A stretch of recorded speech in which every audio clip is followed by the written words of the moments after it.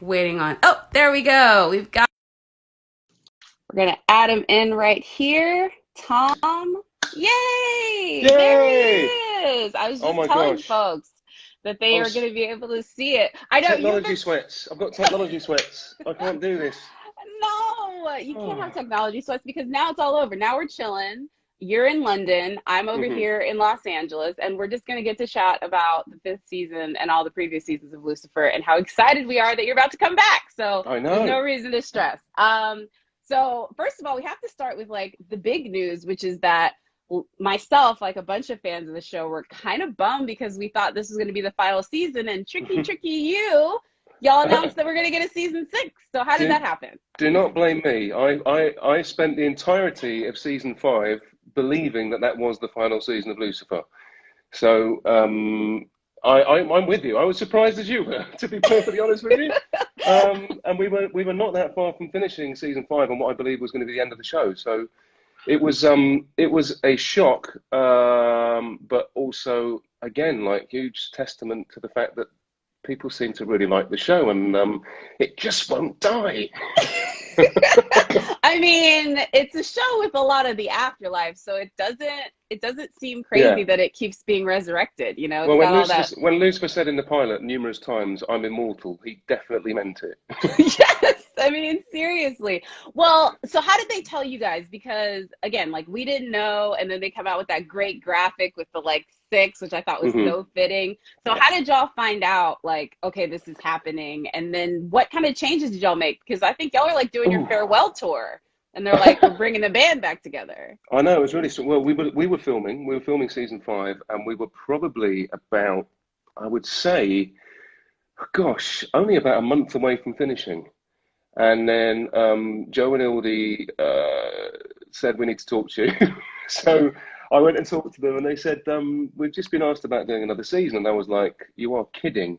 And they said, "No, we're not." So that was it. But also, we had to keep it quiet for a long time, even from the crew as well, which was like really difficult because our crew are just amazing, and we love them so much, and they love working on the show so much. And I think that they were all obviously bummed about the fact that we were finishing. And yeah, so that was tough. It was tough. But in terms of the story and stuff, we'd spent quite a while thinking about what the end of our show might be. And in actual fact, the end of our show is probably going to be the same as what we thought it was going to be, but we've found some story to explore leading up to that point still. So we've still kind of got the same ending, but we're sandwiching it with some season 6 stuff that wouldn't have been there had we not had the opportunity. Well, I'm excited for it. There was a lot of interesting stuff that happened last season, which again was rated 100% fresh on the tomato meter. Last three seasons, I might add, were 100% fresh on the tomato meter. That's I a feat say, that not a lot of shows are able to achieve. I feel And I very think, lucky yeah, you should. I mean, and look, covered in tomatoes. yes, we like to cover people in tomatoes. But I think one of the reasons why it is that way is because folks really love these characters. Obviously, there's you and Detective Decker, but I mean just literally the entire cast of characters, and they've really like fleshed out stories for all of them. I mean, we get a Menadil and then the doctor having Charlie, like all these cool things. But I'm just curious from last season, what was a favorite moment for you? Because I have mine, which we'll talk about later, but I'm just curious what Ooh. was yours? Hmm. Gosh. Last season, I mean, I loved season 4 for so many reasons. I think, gosh, there's so many moments. I think, obviously, having Inbar on the show was great, and introducing the character of Eve, I loved it and the notion of her being Lucifer's first, and what does that mean, and how does that affect him, and if things aren't going right with the detective, what does Eve represent, and reminding him of the person that he used to be before he'd had this kind of evolution during the show. So I really liked having that not only just as a device, but also the fact that Imbar Levy is just brilliant, So good. and just I had so much fun working with her, and she's very much like me. She's always trying things out all the time, and we very rarely would do the same take twice. And I love working like that, being on my toes and just having the partner who's going to throw it back at you. And she was just great. So yeah, I think that was probably my highlight of season 4. I definitely loved Eve, especially, yeah, the dynamic that she brought to you and Detective Decker. But Yeah. I think my favorite part of Eve was what we kind of got to towards the end, which is like the Maze Eve of it all. Like Hmm. I am a huge part of the, I guess, the Maze Eve ship. I don't even know what we call that ship, but I'm about it. I'm Meave. Meve, yes, Meave. that's a great Meve ship. Plus I'm just a huge fan of Leslie as well. Like just the two Yeah. of them are so great together. So I'm just curious, are we going to get to see some more Eve in season Oh 5? gosh. I mean, that would be telling, wouldn't it? I know. I mean, I think we've learned on this show is to never be surprised or never think that you're not going to be surprised. But let's just say that In Barnaby did, of course, make a lasting impression on all of us. So let's just leave it there for now, shall we? Okay, folks can find out on August 21st what's going on with those two and a whole bunch Hmm. of other things that we're going to talk about. Also, I want to mention to folks, we have so many great folks already in the chat, but if you want to ask any questions to Tom at the very end, I'm going to pull from the Q&A. Yeah. So don't be shy. This is a great chance for you to And put I'm all of drinking a your tiny beer as well, just to loosen me up oh, a bit. I love it. I wish it was just a little bit later. I would so join you. It's like 12, it's 12 in the afternoon here, and Yeah. that's bordering on alcoholic, Yeah, let's just to be honest. clarify, it is nearly 9 o'clock at night in the UK. Yeah, So I no, am no. allowed. I'm not just like, yeah, not lushing it up in my No, lunch break.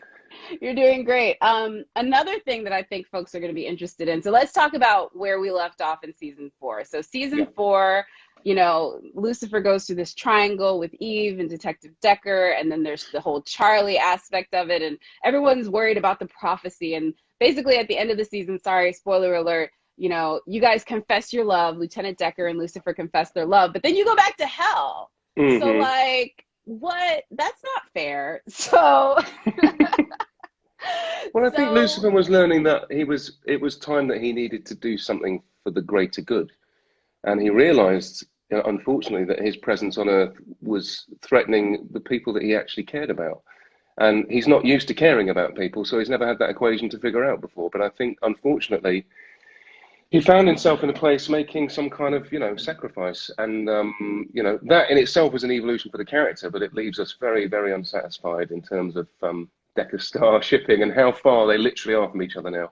yeah, no, I was one of them. I'm like, y'all, they've done so many teases, like season 2 when they did the like dream sequence where I was Oh, I like, what is know. going on here? Y'all have just teased us so much, but I think it's a good thing because I'm of the like moonlight mentality, which is that the tension and the will they won't they is what makes Yeah, it good. And then once they get together, it's not anticlimactic, but it's just not as fun. So I don't yeah. like that y'all tease us, but I'm in for the ride. I'll put Well, it put to it you this that way, if way. they'd gotten together in season 1, I don't think we would have had 6 seasons of this show.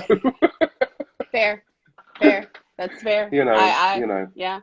I was an early watcher, and I was telling you in our pre-record that the reason why I started watching it is a friend of mine who's a local Austin artist, which is where I went to school and where I'm from, named Emily Bell, was featured in the first season, I think in like episode 4, and she's like Hmm. messaging me. She's like, "I'm gonna be on TV, or my song is," and I was like, "Okay, let's check it out." She's like, "It's this devil show," and I was like, "All right, let's do it." And then I've like watched ever since. And the thing I've loved Oh, about watching is the music of the show is really incredible. I've gotten so many like Spotify downloads. Like I would just sit, watch it, and open up Shazam like every yeah. couple minutes to get that. So like talk about the music because I'm sure that's a huge part of not just the story, but like how y'all present the show. Absolutely. I mean, for me, it was something that it struck me immediately when I read the pilot script, actually. There was a lot of music name checked in the pilot, and specifically older music, actually, like the Rolling Stones and Bowie and stuff.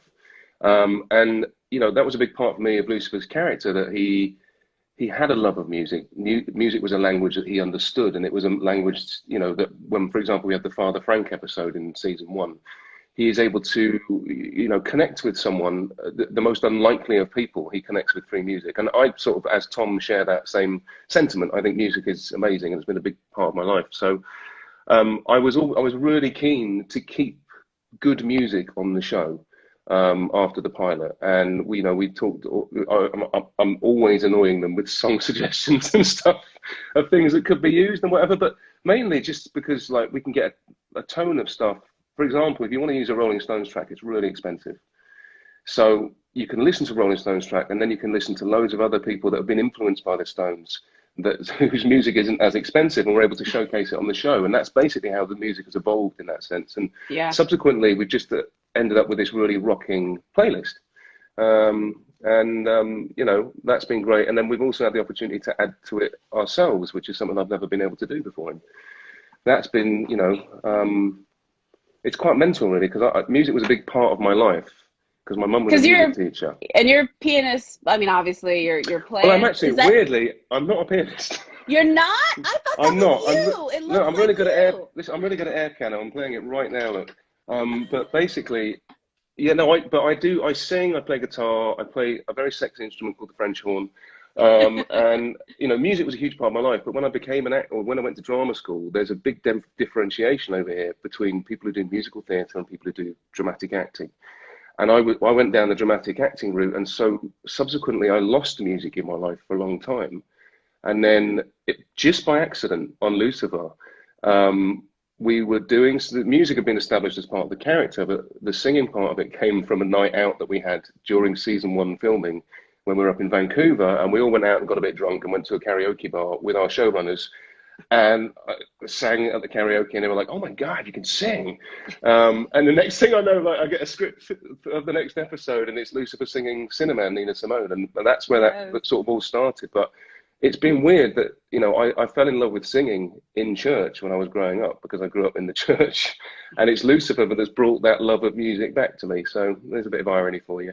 I really do love that, especially because, like, I'm going to be really honest, for me in particular, Cinnamon was one of my favorite musical cues of the whole show. Like, I absolutely love that one. Knocking on Heaven's Door is another. There's tons of devil stuff, if folks don't know. There's lots of devil musical cues. But I'm curious, what's your favorite musical cue from the show, if you could pick one? Oh, I mean, like, when you were asking me about season 4 before, I mean, the opening of season 4 and singing "Creep" was a bit of a highlight, because it's something that, you know, early on when we were musing about Lucifer singing and stuff, I went to Joe and Ildi and said, "I've got this version of Creep that I would love to do at some point, because I think it really works for our show and it works telling a story." We just hadn't found the right moment, and so when Joe called me to say we're opening with Creep on season 4, I was like, yeah. So good. So yeah, I think so far that. But I have to say, on that note, season 5 part 2 contains our first ever musical episode of Lucifer. Oh yes. And I am so excited for people to see it, because we had the most fun making it, and it's the music aside, one of my favorite episodes of Lucifer we've ever done, because it's just a fantastic story as well. But I mean, we all got to sing, we all got to dance, and, you know, for people that know me well enough, they know that for me is like winning a competition. Oh my God. And, like, Well, living out my dream.